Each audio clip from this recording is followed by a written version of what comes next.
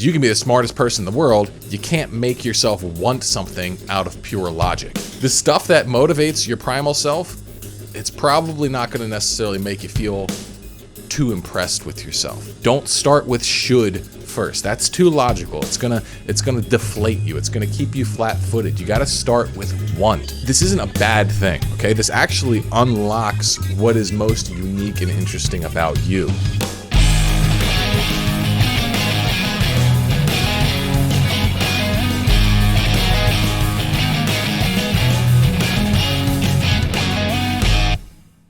Welcome, guys. Another episode, Man vs. World. You know it. You love it. We're here again, joined as always by our buddy Pete. Pete, how you doing, bro?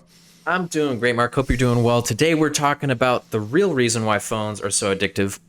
If Hamza is quitting YouTube, we're going to be talking about that. And then we're also going to ask the question, should men have women friends? But before we get into all to that, Mark, it looks like you started a new thing on the Self-Mastery Club, this extreme accountability log. What's the deal with that, man? Yeah. So, I'm a crazy person, right? Like, you know, if you guys have followed me for a while, you know I'm like obsessed with this stuff, like reaching my potential and everything like that. And I have a holy fire burning inside of me to reach that point. And I realized something pretty tremendous, which I kind of like knew, which is because I built my business around this principle, but it's just something that I realized I wasn't utilizing to its fullest extent, which is, hey, we're social creatures, okay? Like, fundamentally, we are pack animals in the same way that, like, a chimpanzee is and a dog. We got a very similar brain structure, a very similar limbic system. And those kinds of creatures, they're designed to function in a pack. Bottom line. That's the way they're organized. Like, you can almost not even think of them as an individual thing, like a crocodile or something like that, that's just has its own solo programming. We have like this network programming where so much of our motivations and interests and stuff are completely controlled by our associations with the people around us, with our connections, socially and culturally and that sort of thing. And so what I realized was, if I really want to reach this top ladder, then I need to utilize not only all my own personal power, but I have to be maximizing the power of that network effect, that psychological networking system. And so that's what the extreme accountability log is about. Basically, I am holding myself completely accountable to the Self-Mastery Club. I'm letting them in on, what am I doing each day? What have I failed at? What have I succeeded at? Like, I was just yesterday I did a retroactive sort of analysis of like this mistake I had made with my dopamine detox. It wasn't like a big one, but it's like, hey, I failed at this point. Well, what did I change? How did I fix it? Like, how do you actually have to think about something to reprogram the behavior? Most guys, they just look at something and say, I screwed up there, do better next time. Guess what? You won't. There's certain things that have to happen in your brain in order for that to actually shift. And so, I walk people through this stuff. I'm doing the work in public, and it's amazing. It's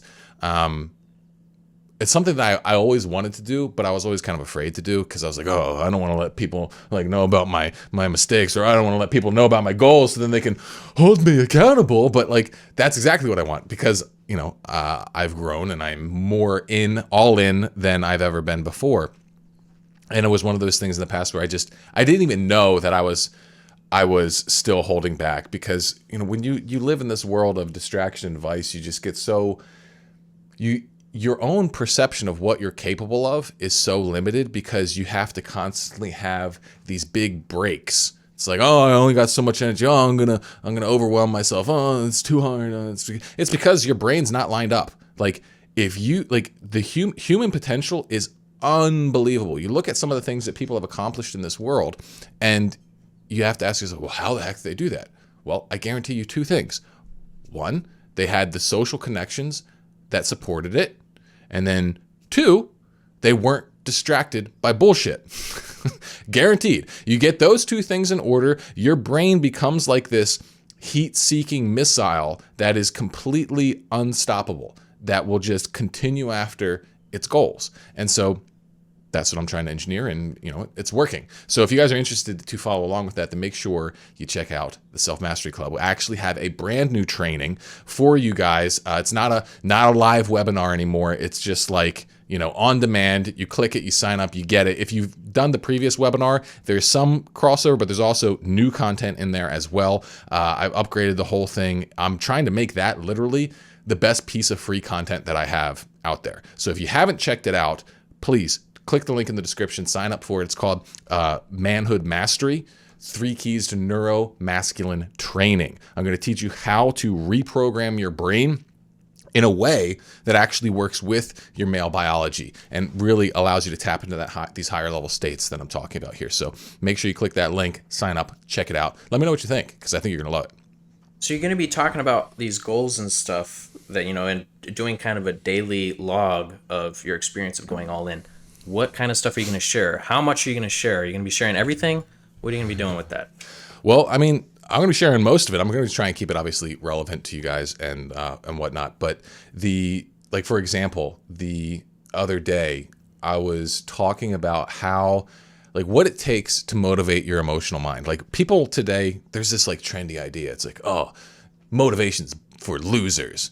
Discipline is what winners use. It's like, no, you're just not smart enough to know how to motivate yourself. Like, the thing is, your motivational system, it's, like I said, it's primitive. Okay. It's like of a mammal, right? It's like our emotional system is not much more sophisticated than most other mammals. Like, it's pretty similar.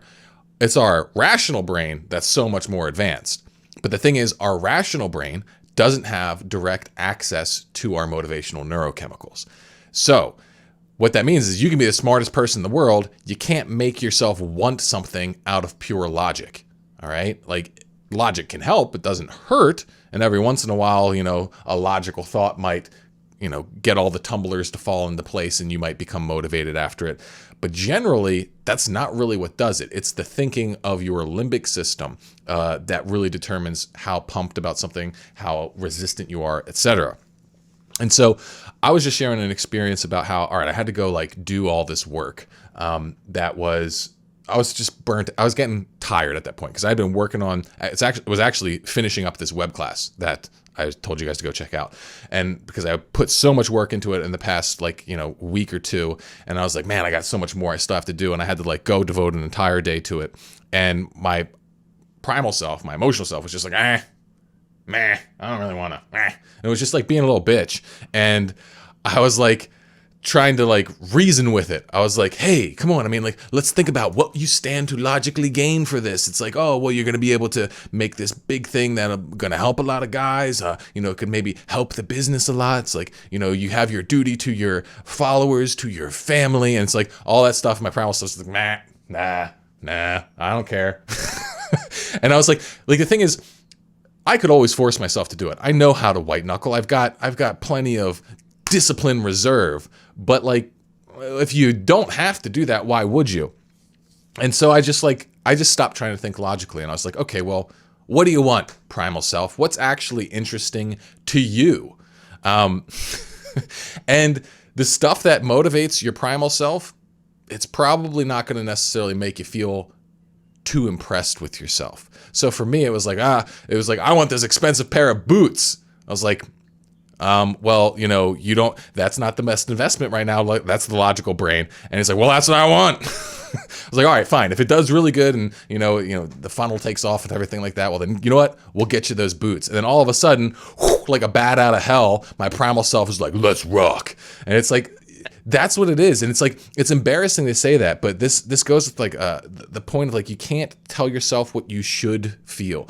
Don't start with should first. That's too logical. It's gonna deflate you. It's gonna keep you flat-footed. You got to start with want. And what's cool about this is that this isn't a bad thing, okay? This actually unlocks what is most unique and interesting about you, because logic is, at least to the extent to which it is correct, it's pretty pure. Right? Everybody, if you're looking at something that's the rules of logic. It's objective. It's just X plus Y equals, Z. It's just it's all one thing. It's just, what is the truth? If you break it down like this. But the thing that differentiates us is not our logic, it's our irrational desires. It's the things that light us up that we have no control over, that aren't about logic. And so it's like, if you want to find your unique vibe, if you want to find your style, if you want to find your aesthetic, if you want to find even just your path in life, you got to start with want, because that's where you find your differentiation. That's where you find the stuff that is uniquely you. And we have this idea that, well, that at least I think guys struggle with this way more than women, because guys tend to be more on the logic side of things. And they look at this emotionality, they look at this deviation from pure logic as a negative, but it's not. Like, if you think about like a lot of the stuff that's very valuable, like that people have a strong attachment to, like things like music, things like art. I was like, just looking at like guitar stuff the other day. And actually, no, what it was I was reading Perry Marshall's newsletter, and he was just talking about how the sentimental value of certain things, like collector memorabilia, my goodness. Yeah. Of stuff. Stuff. But like, he was talking about this guitar from this famous Irish rocker. I can't even remember his name, but it was like this super beat up guitar. Like, it was like so worn down, it was scratched up, like it got stolen one time, but it was the only guitar of its type in all of like Ireland, and like, so the guy couldn't even like pawn it, so he tossed it into a ditch. It got dinged up more, like the guy's jeans like the bled into the back of the guitar, and it was just like this ratty thing. And it's actually like priceless if you're a classical rock collector, right? And it's these imperfections in us that actually make us like special and unique. And when you embrace this properly, this is where your unique character will get to shine through. Like, it's like people don't love leather because it's the perfect material. You could use some synthetic thing if you wanted something that never faded or creased or whatever. But that's why people actually like leather, because it gets a patina. It gets like a unique wearing to it, right? Like, it'll mold to the imperfections of you. And this is the same sort of thing. It's like, learn how to embrace your primal irregularities. Learn how to motivate yourself using whatever it is you need to do. Like, another time I had, it's like, oh, well, you get this stupid cinnamon pretzel if you go and you finish this task. And it's like, that's what I wanted, I'm going to be cleaning up my diet quite a bit here soon. So I'm like trying to get it all in. And that was what was motivating. And learning how to do that, like strike bargains with your primal self, is super, super essential. It's like, why would you leave all that power on the table just to like worship at the altar of, pure logic, when in reality, you're like, no one really wants to live like a freaking robot. Become more human, not less human. And that means like marrying both the logic and the emotionality. Make sure that as long as there's a win-win between both of them, then you're doing great. Like, what you don't want to do is let your primal self set rewards that your logical mind says, well, no, that's actually worse for us. That's actually going to hurt you. That's going to cause you more suffering in the long run. That'd be a win-loss. You'd win emotionally in the moment, lose rationally, which means later you would also lose emotionally then too. So it's like, oh, well, if I get that done, I get to smoke a little puff of heroin. It's like, no, that's not what I'm recommending. Like, they both have to agree. And so, give that a shot. It's not a bad thing. It's actually a good thing. I have a box of Walmart frozen corn dogs in my freezer. I've just been going in there willy-nilly. But I'm thinking like, man, maybe there's some untapped potential here that I'm missing out on. I should try this. Dude, give it a shot. That's let me know. On your reports to me, you got to let me know like what was the task that earned you a corn dog. I will. Okay. Right on. So let's go on to the next story here. So we got an interesting update from Hamza here, because he just posted an unfiltered update, and it sounds like he's playing with the idea of quitting YouTube. And here's the clip. Let's see. Years ago, I ended up almost visualizing the video I would make to say goodbye on the main channel, where I would just kind of say, like, I've said what I can say about self-improvement and becoming a man. Now, for me to go forward, I kind of need to take like more time to develop myself to become the kind of man who has more things to say than just the usual. And visualizing this video that I would make to say goodbye to you, it felt fucking awesome. This is somewhat of a low point in my life, I won't lie. You know, I don't want to lie to you. It's so easy for me to come on and like, oh, I'm in Thailand, you know, this was the goal. This was the goal for the last 2 years to get to this point where, you know, I'm a digital nomad, I'm working online. This was the big goal. This was the goal that got me out of depression. This was the goal that got me out of the toxic relationship I was in 2 years ago with the girl that I was living in. It was this goal of like becoming a digital nomad, an online entrepreneur, and then coming to Thailand. I'm here now and it's like, oh yeah, I was happier at home. Well, I hope Hamza figures out what it is he's supposed to do. And this is such a important kind of conversation, because so often we think that it's just like, you know, if I just get what I want right now, I will be happy. And that's not the way it works. Like, the way it works really is you just have to be moving towards something you want. And this is why I stress desire so much, is because that's how our brain works. Like, you can be a person who's all the way at the bottom of things. And like, you could be you could be homeless with a completely screwed up life. But if you feel like you are moving in the right direction, you will be happier than the guy who is at the very top of the world who's worried that he's going down. Even if it's just like, oh, I'm about to lose some of my money, or, you know, I'm about to not have this deal go through or whatever. Like, guy at the bottom is going to feel better than the guy at the top, because it's all about how you perceive your direction. That's it. That's what determines your happiness. It's like, are you moving in a place you want to move? And it's only when you're not moving that the other stuff starts to come in and matter. Like, you know, I'm not saying like your standing in the world doesn't matter at all. It's like, yeah, if you have financial security and you have like standing with loved ones, you know, in your community and stuff like that, that's like a nice backup. But that's second tier of your emotional makeup. First tier of your emotional makeup is for sure the direction that you're moving. And it sounds like what Hamza may be going through here is, he set this goal. He kept going toward it. He was excited, enjoying the process. He reached the goal, and now he doesn't have another goal. And so he's not moving toward anything. And so it's not quite getting him what he wants. And then maybe there was also obviously the mistake of we misinterpret sometimes, or just misunderstand what it is that we think we want. And then we get it, and it's not as good as we think it should be. And so, you know, that's the thing, is like, you always have to be picking a new mountain to climb. I see this with guys with quitting porn all the time. Like, you know, I'll help them get clean, and then they will come back, you know, a few weeks, maybe a few months later, you know, they've relapsed. And very often, like the first thing I'll ask them is like, well, what were you focusing on after you quit porn? And they're just like, oh, nothing. I was just, you know, trying to live my life and that sort of thing.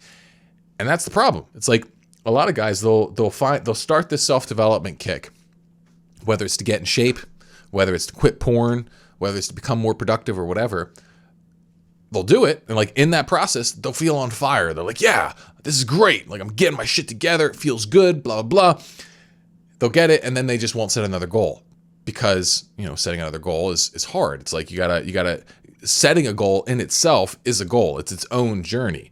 But if you don't start on that, if you don't do that, if you don't keep moving forward, you're screwed. This is something that it's like, we're emotional sharks. If you stop moving, you're going to die. Like, that's the thing. It's like certain sharks, like if they stop swimming, they actually can't breathe anymore. They stop cycling, you know, water through their gills, and then they'll die. So it's like they have to keep moving even when they sleep. And I think humans are like that too, but primarily on the emotional plane of life. You got to keep moving. You got to find the next goal. And, you know, good luck to Hamza in all of this. If he sees this, you want to hit me up, I'm here to help you, bro. I would love to help you figure out what your next step is. You know, I can relate to this a lot, because it's like, one of the problems is that I've made, it's like, okay, I'm gonna strive for this goal and I know that that's the fun part, right? But I hold, in order to get myself out of bed to do it, I'll hold my happiness as hostage until I receive the goal. And it's like, well, no, that's all messed up. You gotta enjoy the process of getting there. So it's like, if you do that, then you're not happy for any of it. It's like, I'm not happy at the end because I'm not moving, and I'm not happy moving because I'm holding that as hostage as a prize, for the end. It's so stupid, right? Yeah, no, it's like that makes a lot of sense. Like the better way to do it is to like claim it as already a reality, and then you enjoy the process of watching it unfold. It's like it's kind of like watching most movies or reading like most books. Like particular, like not all. Obviously, there's some books and movies and stuff that are good that are tragedies. And there's a time to adopt that frame, and I can talk about that, after this. But the typical thing that we watch, we know there's going to be a happy ending. We just don't know how it's all going to play out, right? And so if you start from the beginning with the assumption that there's going to be a happy ending, then you can enjoy the ride. You can really embrace it. It can be enjoyable. That's the key to life, is to like aim big, go on an adventure, and know that it's going to be, lead you to happiness. That's, I guess there's doubt around that. I was like, well, maybe it won't work out. But I just think it's a bigger story. But if you really want to understand that, check out my anabolic optimism guide. I don't even know where you can get that anymore. If you in the Self Mastery Club, you absolutely can. Oh, right on. Alrighty. Next up, here's Dr. Kevin Vost and Pints with Aquinas on how smartphones and slot machines addict their users with this shared principle. I thought this was interesting. People, check their phone dozens and dozens of times a day, and it's using that behavioral principle of intermittent reinforcement. When, what does that mean? Intermittent reinforcement. Okay, it's like the one-armed bandits in the gaming machines. Yes, and I don't know how it is here, but where I am, Central Illinois, Springfield, virtually every corner now they have these machines. Restaurants, gas stations, they're everywhere. Terrible. But the principle of intermittent reinforcement is, basically reinforcement is, we tend to do things more often if we were rewarded or reinforced or rewarded when we do them. But with things that are intermittently reinforced, you never know exactly when you're going to get that reward. And they say that when you never know when it's coming, that's when you're actually most likely to do the behavior most often. Like the slot machines. It didn't work these last 24 times, but hey, lucky number 25, boom. And then once in a while you'll get that. And I even heard that food manufacturers did this with some form of one of the chips, where for people who really like spicy stuff, they engineered a bag of chips that only a certain percentage of them were spicy, and you couldn't tell by looking at them. So you'd have to keep eating and eating until you get the lucky winner, and get your spicy chips. So some people said the phones kind of work this way because, I'll do it myself sometimes. I'll look and say, hey, did I get any messages? And most of the time, there's nothing interesting there. But every once in a while, hey, oh, yeah, I'm glad I saw that. And even if that happens just every once in a while, it's enough to keep you looking. That's interesting. Well, I knew that, but I didn't think of it as applied to food. I'm thinking about, have you ever had those cheese curls called Jacks? No, but I'm going to try them now. Okay, well, I don't even like cheese curls, but I'll eat Jacks because they have every few one of them, they'll have this it's not cooked properly or something that's gets crunchy rather than soft, and it's actually enjoyable. And I was like, that's why I'll only eat those sometimes. But yeah, this intermittent reward thing is pretty big.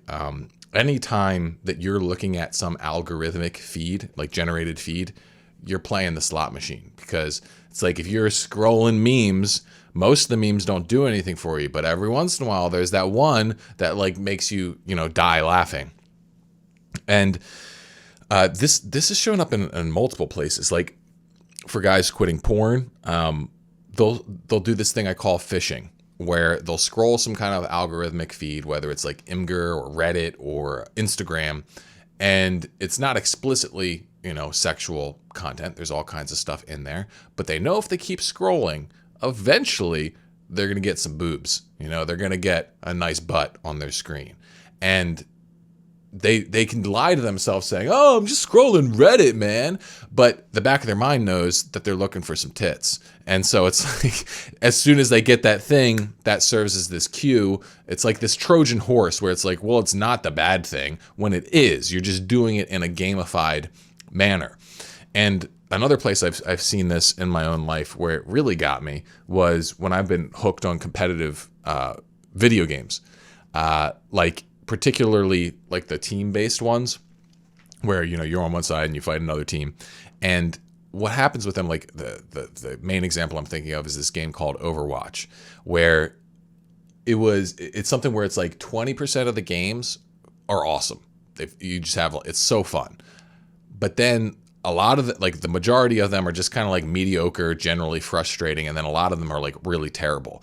And I'm convinced that that's actually engineered, that they actually engineer the matchmaking so that you have these stomps sometimes where you just crush the other team, and then you have a bunch of ones where you just gotta slog through it, right? They're just trying to maximize, they can do this. They know everybody's skill on each team, and they can match it together to like make this kind of stuff happen. And this is Blizzard. This is the company that created World of Warcraft, which to my knowledge was probably one of the first that really mastered this intermittent reward thing to keep guys hooked on video games. Because, you know, it was all about like, you know, at what rate will monsters drop loot that you need to level up your character? And it's literally just a more sophisticated slot machine. And so I think they've expanded that into so many different things today. And the fact that they're bringing in the food does not surprise me. I'm trying to think of like, where's it going to go next? It's crazy. So you got to watch out for that. Figure out where in your life are you pulling that slot machine, because it's very easy to get hooked on that and then just spend way too much time and energy chasing that intermittent high. All right, next up, guys, we got a little battle of the sexes going down on TikTok, and here's an example of what I'm talking about. Why is it so hard for men to be vulnerable with women? Because 10 out of 10 times it's used against us. Now I'm going to give you an example, right? So let's say you got a dude who's been keeping everything to himself day in and day out. Is that Forrest Griffin? I have no idea. Oh, it looks like him. I don't think it is. Maybe it just looks like Forrest Griffin. But one day he comes home and she says, "How was your day at work?" And he's finally had it, right? So he lets her know, "I'm tired of my job. My boss treats me like shit. My coworkers suck. I'm fucking sick of it. It's eating me alive. I'm angry. I'm pissed off." About 3 weeks will go by, 2-3 weeks, whatever. A little argument will come about. Could be about cheese or pepperoni pizza, doesn't matter. And we can bring up, do I ever get upset? Boom, it's used against us. You remember that time you were pissed off because you were mad because you had a bad day at work? Why would we ever want to open up again when we know it's going to be used against us later down the road? Yeah, I get that. And that's something that a lot of guys say. It's like, well, the women will use it against you. And they will. Absolutely. They absolutely will do that. But it's kind of like, all right, you have a choice then. You can never explain feelings that could be used against you, i.e. be vulnerable. You could never do that to women. And what does that lead you to? Well, fundamentally, that means that you are going to be entering into a relationship that you will never have emotional intimacy in. Because intimacy, you have to act into me, you see. You know, that's the way I've heard intimacy described. It's like, into me, you see. That's what it means. It's like, you get to see me, all of me. And you might be able to have physical intimacy. You might be able to have sex, but that woman's not going to know you. She's not going to understand you. And so I'm not saying it's useful to just vent and let your emotions, you know, wear them on your sleeve with your girl, because that's generally, I don't think, attractive, nor is it a way that I think a man can really feel most masculine, most himself. Like, men they process emotions differently. Like, one of the things I saw is like the higher level of testosterone leads to lower level of facial expressiveness. And the reason for this is that like men in general, they're not supposed to be super outwardly emotive. Like that's like a survival thing, because it's like you said, it's like, yeah, women can use your emotions against you, but you know who can really use your emotions against you? Other men who are competing against you or want to beat you up or do whatever. So it's like, that's why, you know, you see the guys who are, you know, most intense, okay? Like who have to do something serious. They're not wearing their emotions on their sleeve. They're projecting strength, even if they're scared shitless internally, because, you know, they want to win, they want to do their best, and putting their emotions out there is going to give that person ammo to work against them. But going back to the relationship with women is like, there is a time to let a woman in. But ideally, you want to do it in a controlled manner, right? I think this is the way to do it. It's like, if you're going to let a woman in emotionally, it's because you want that full intimacy with her, you want her to fully understand you and get you, then master the emotion first. Whatever it is, try at least to the best of your ability. And if you're struggling to master it, that's where you need male friends. Let them help you find the frame that lets you hold the emotion. Okay, because if you do that, well, then you'll be able to present your emotional realities to her, but in a way in which you are showing yourself as competent, as, you know, on top of your stuff. And that's going to make her more attracted to you. And ultimately, it's going to make you more attracted to her because she now knows you better. She's now connected to you more. She can actually get in on your journey. She can root for you in a way that she couldn't root for you before, because she didn't understand what you cared about, what you wanted to have happen. And so that's what I would say is the key to this when it comes to, you know, emotional openness with women. Otherwise, you're going to be disconnected. And if you're a guy who's just looking to have sex or whatever, it might still work for you. You know, that's fine. But I think a lot of guys out there, they want someone to really love them. And how can they really love you if they don't know you? If you don't ever show them any of your emotional world, they're not going to. So obviously you want to be selective about it. Otherwise you're opening yourself up for unnecessary pain. But if you choose your girl right and you share your emotions properly, then the risks are pretty low. You still might get hurt sometimes, but like, I don't know, sack up, stop being a pussy. Sometimes life hurts. You know, that's the cost of loving a person. Like if you really are going to love a woman, then you are giving her access to the control room. And sometimes she's not going to be her best self, and she's going to do things. She's going to smash around in the control room, beat you up, and you got to eat it. You got to take it, okay? And it can be okay. You can actually learn how to be strong enough to take that pain. And like I think the most heroic thing that you can do is learning how to continue to be open in the places you choose to be, because you choose it, because you want it. It's like, you know, with my wife, like I choose to be open to her regardless of what she does to me, because that's what I chose. That's what I vowed. I'm going to give myself to this woman. And yeah, sometimes she hurts me. And guess what? Sometimes I hurt her. That's the way like marriage works. But like, you can't be such a baby about it. All right. Like, yeah, sometimes people do underhanded and crappy things, but as you grow in the relationship, you can have a conversation about that and be like, hey, I don't want you to throw that shit back in my face. I want you to be on my team. And you can actually grow together, and you can stop doing these things that hurt each other. And is it going to be perfect? Maybe not at first, maybe not after years, but it can always get better as long as you pick someone who is willing to grow with you. Well said. Well said. You know, you mentioned having male friends to kind of help support you and, you know, learn how to basically control those emotions so you don't blow up in her face, you know?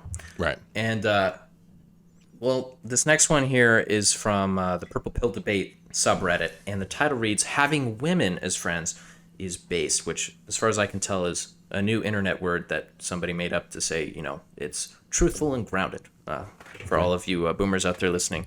But anyway, he goes on to write, "I'm so tired of this red pill narrative that as a straight man, having female friends is somehow a waste of time or bad for men. The only time this is ever truly ever true broadly is when you are expecting sex or relationship out of that friendship." So, Mark, what's your take on having friends of the opposite sex? I'm gonna be honest. I don't have too many friends of the opposite sex. I don't either. But I did growing up. I did. Like in high school, I had, I was plenty of girls I was cool with. Same with in college, but most of those relationships were friendships due to proximity, where it's like, hey, we're friends because we're in the same class together, or hey, we're working on this project together, and it's totally possible to like get along great with women. I do have female friends. They're just family members. It's like, I'm very close with my mother-in-law. I'm close with my sister-in-law. Like they're great people. I really enjoy their company. But I think things get dangerous is, one, if you are attracted to her. That's where things start getting a little slippery, because we were talking earlier in the show about how your primal self is not logical. It's not rational. And so it's like, unless you feel really on lock with your sexual self-control, well, then it's very possible to start developing feelings for a woman. And you got to ask yourself, do you even want to deal with that potential, right? And then the question is like, well, maybe you can handle it, but what about the people around you? What if you're in a relationship? Okay. Like I remember, who was it? I think it was Mike Pence who said like, he doesn't have dinner with women who are not his wife or something like that. He's not, he'll never be alone with a woman who's not his wife.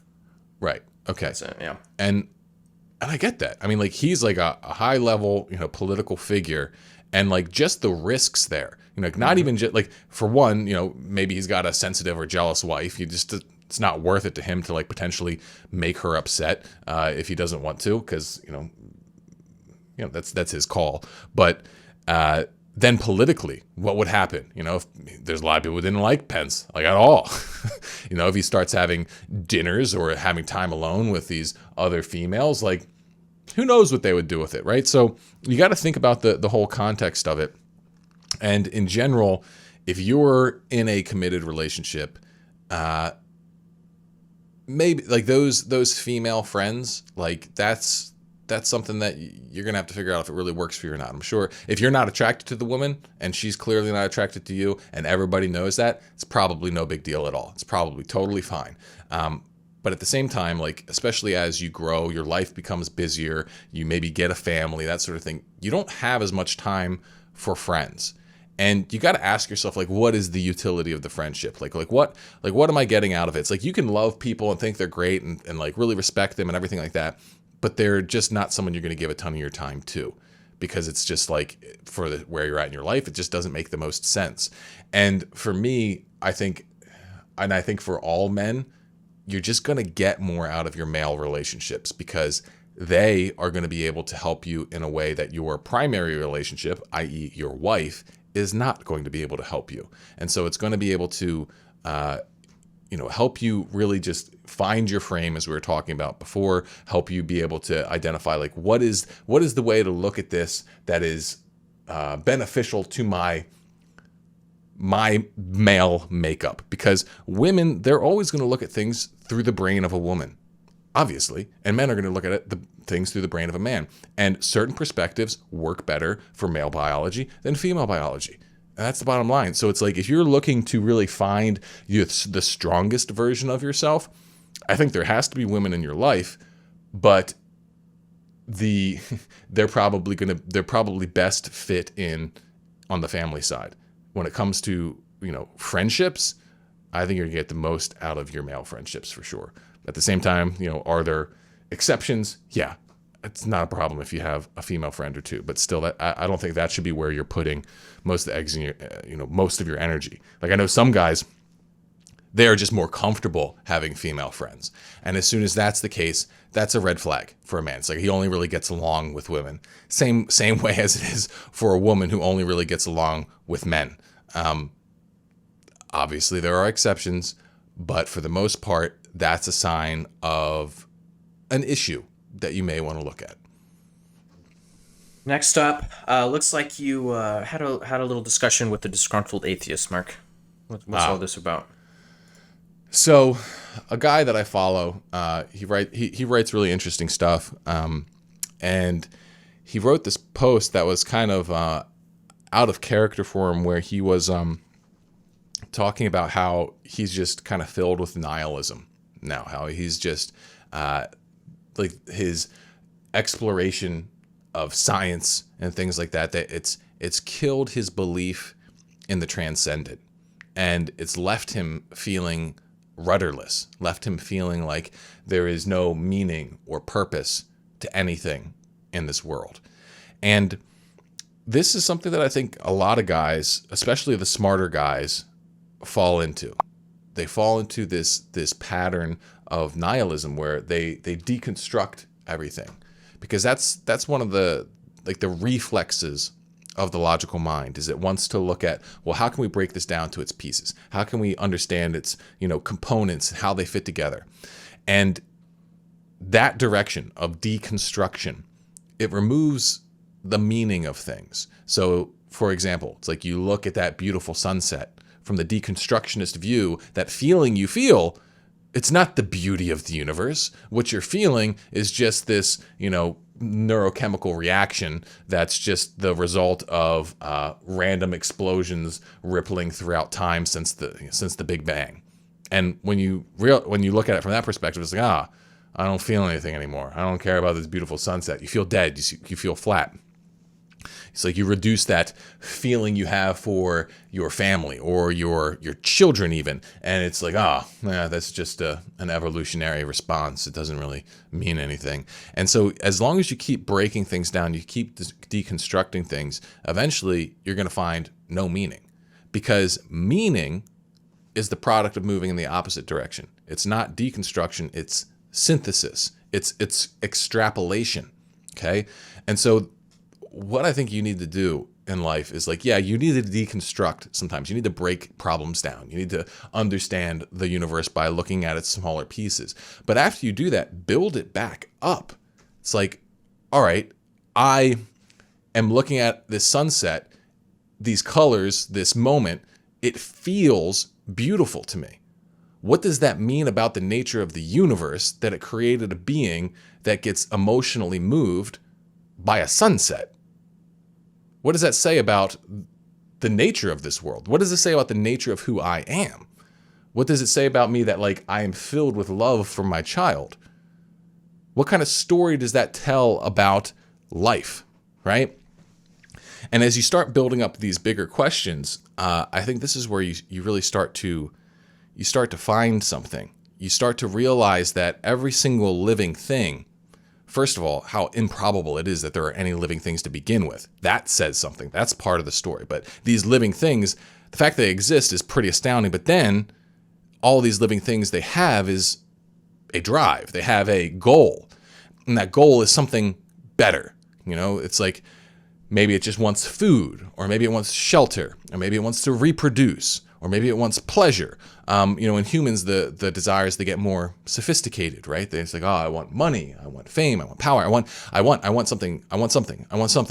But that something, if we keep looking at it, we keep thinking about it, it's like, I want goodness. I want this thing that looks good to me. And if we extrapolate that out, we abstract that goodness, and we say, well, what's the most good thing that you could want? We could call that heaven. We could call that God. That's what spirituality is. It's the pursuit of the transcendent good. It's the good that is the most good. And when you think about that, it's like, whoa, all of the creatures in existence, we have this orientation toward this ultimate good. What does that say about us? What does that say about the story that we live in? And if you look at it from that perspective, well, then a lot of the traditional religions, they start to make sense, right? Christianity certainly makes sense. It says, you are this, divinely created individual, and you're meant for heaven in perfect union with God. Well, that seems to describe what I'm talking about here. And then obviously it starts getting a little bit more complicated when you're like, well, there's all this evil in this world. There's all this suffering. There's all this badness and things like that. And if anybody wants, I'll do a whole big breakdown of that, like how to reconcile evil in the world and how to maintain faith in goodness, and that there is a good God, or at least there is something good at the core of this human experience. A lot of outside of just the subjective, right? Because people are like, well, there may not be objective goodness in this world or objective meaning, but there's goodness to me, and so that matters to me, and they just try to make it all subjective. And I think you're missing out there. You can do that, but I don't know how that is any better to you? Like, why doesn't that lead you to nihilism? Because that seems just as arbitrary as anything else then. So I think we need, personally, transcendent values. And this is actually something that this guy who I wrote this message to agreed with. He was grieving the loss of his like transcendent value systems. He was just struggling to get back to them. So it's a big thing, but it's something that I wrestled with a lot actually in college. Like during college, I abandoned, my Christianity, and I explored all this other stuff. And there was such a deep emptiness to it all. And I don't quite know how people reconcile that. So, feel free to share your thoughts in the comments around these sorts of things, because I think that they're the bigger questions that I think lurk in the background of the average guy. The more intellectual guy, the more philosophical guy, he will have examined some of this stuff for sure. But the average guy, I just think it's this background nihilism, this background relativism that really keeps him stuck, because if there's no greater good, then all you have really is pleasure. That's it. That's the only thing you're aiming for then, is just, well, how much if I can't have any goodness, if I can't have any meaning, well, then it's about, well, what kind of stimulation can I get? Because there's nothing else then beyond it, like, right? And this is where our modern hedonism is born from, is this disconnect from the transcendent good. And this is why I think guys like Jordan Peterson and stuff like that, they become so popular, because that's what they talk about. They try to provide a modern intellectual framework for the transcendent. And as we're seeing, our society doesn't really function super well without it, right? Like it's that's what Western values are built upon. And if transcendent meaning is going to get killed off in the way that the liberal Marxists want, then we are going to spiral into that relativistic, hedonistic hell. They think you can just like replace it with some kind of, subjective thing.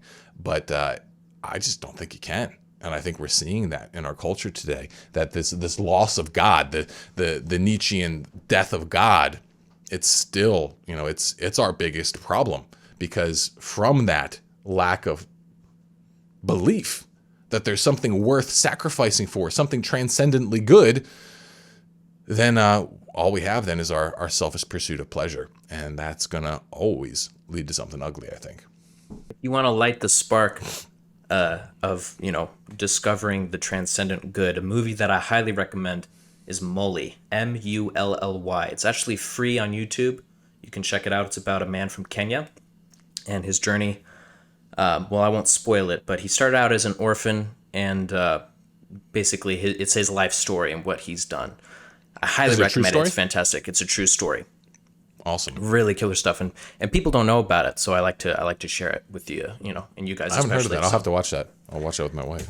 It's pretty great.